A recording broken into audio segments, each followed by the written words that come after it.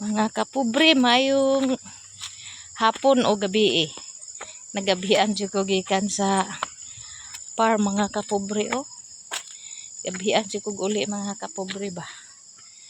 Pero galukdok og saging mga kapobre Kay nahinog naman dito sa punuan mga kapobre Bisag ngit-ngit kay siya mga kapobre. Lukdo lang gihapon ta mga kapobre. Ingon ani ang kinabuhing taga-bukid mga kapobre. Na luoy kay mga kapobre no. Pero okay lang mga kapobre. Piskay lang tani.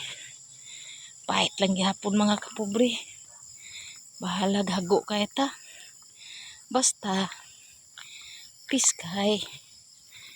Di ba mga kapobre?